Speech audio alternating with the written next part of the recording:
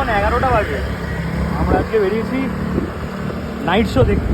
Sikandar release করেছি শুক্রবার, তো ভাবলাম দেখা যাক, অনেকদিন পরে সলমান খানের মানে হিট আমরা সেরকমভাবে পাইনি, মানে অনেক এক্সপেকটেশন নিয়েই যাচ্ছি। নাইটে করে মোটামুটি লোকজন আছে দেখলাম, একটা সিট তো আছে ভর্তি। যাচ্ছি হচ্ছে উড স্কোয়ার মলে, সেটা নরেন রোড হয়ে আছে। আমাদের বাড়ি থেকে সব থেকে কাছে হচ্ছে উড স্কোয়ার, আর তারপর হচ্ছে সাউথ সিটি একটু কাছে। হ্যাঁ, উড স্কোয়ারে আমরা যাই আরেকটা জিনিসের আনন্দে, সেটা হচ্ছে ওখানে মানে শুয়ে শুয়ে দেখা যায়।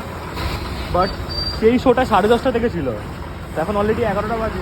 লাস্ট শো হচ্ছে 11:30টার সময়, সেটা আবার নর্মাল 2K। যাই চলো। এই রাত্রিবেলা তো কি লেভেলের জ্যাম। হ্যাঁ, চলে এসছি, এন্ট্রি করে নিচ্ছি, ও টিকিটটা কেটে আসছে। 11:25 সিকান্দার B78।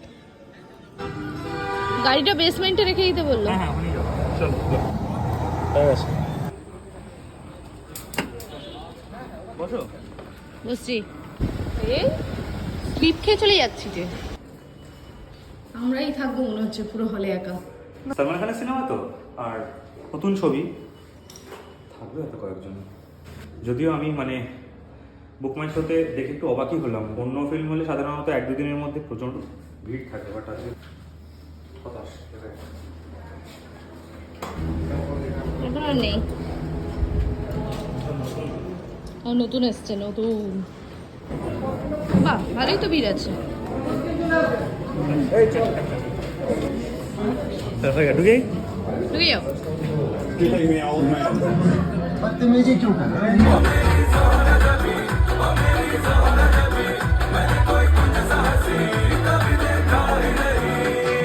এখানে একজনের জুতো ছিঁড়ে গেছে। বড় তোর সমস্যা হয়ে গেছে, জুতো ছিঁড়ে গেছে আমার। আমি এখন কি করছে আমি জানি না, বাড়ি অব্দি যেতে পারলে হলো, তারপর ফেলে দেবো।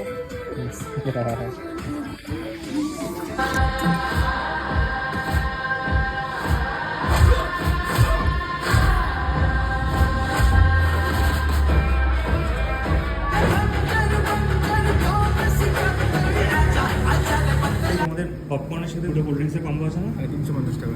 হ্যাঁ, ক্যারামেল আর চিজ মিলিয়ে দেবে। একটা 7 আপ দাও, একটা থামস আপ দাও।